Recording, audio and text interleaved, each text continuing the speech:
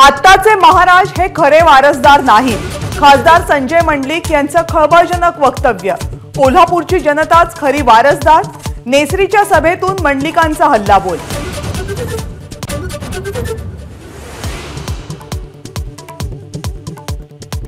मंडलिकांच्या वक्तव्यामुळे छत्रपती घराण्याचा अपमान. मंडलिकांनी माफी मागावी. काँग्रेसचे नेते सतेज पाटील यांची मागणी. तर शाहू महाराजांच्या कार्याविषयी कोल्हापूरकरांना कृतज्ञता. शरद पवार यांचं वक्तव्य.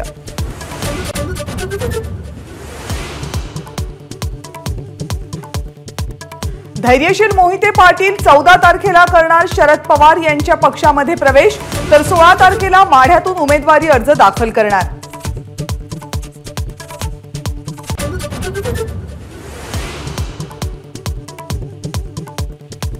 तडस कुटुंबियांकडून आपल्यावर अन्याय. बाळाच्या डीएनए चाचणीची मागणी.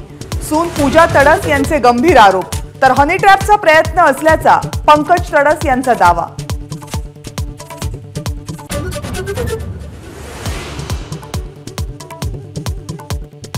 नैतिकता जपण्यासाठी मोदींनी रामदास तडस यांची उमेदवारी रद्द करावी. सुषमा अंधारे यांची मागणी.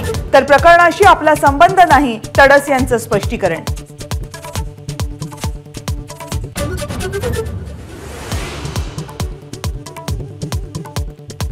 महायुतीमध्ये ठाणे, नाशिक आणि साताऱ्याच्या जागेवरून एकमेकांवर दबाव तंत्राचा वापर सुरू असल्याची चर्चा. ठाणे आणि नाशिक सोडायला शिवसेना तयार नाही. तर भाजपही साताऱ्यावर ठाम.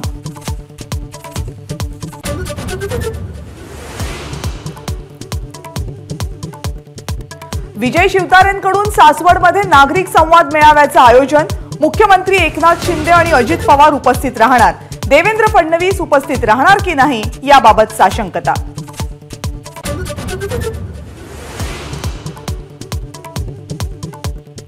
आपण कमळ चिन्हावर निवडणूक लढणार ही बातमी साफ खोटी. छगन भुजबळ यांचं स्पष्टीकरण. नाशिकमधून तुम्हीच लढलं पाहिजे असं अजित पवार म्हणाले. भुजबळांचं वक्तव्य.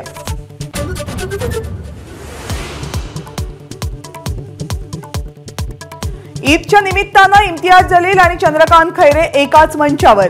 संभाजीनगरच्या कार्यक्रमामध्ये दोघांची गळाभेट.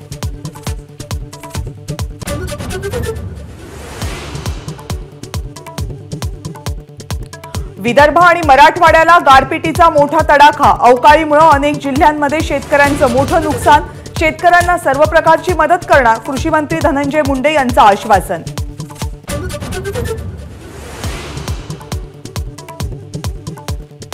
थोर समाजसेवक महात्मा ज्योतिबा फुले यांची आज जयंती. पुण्यातल्या फुलेवाड्यात कार्यक्रमाचं आयोजन.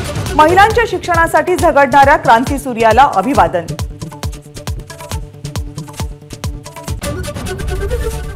एबीपी माझा, उघडा डोळे बघा नीट.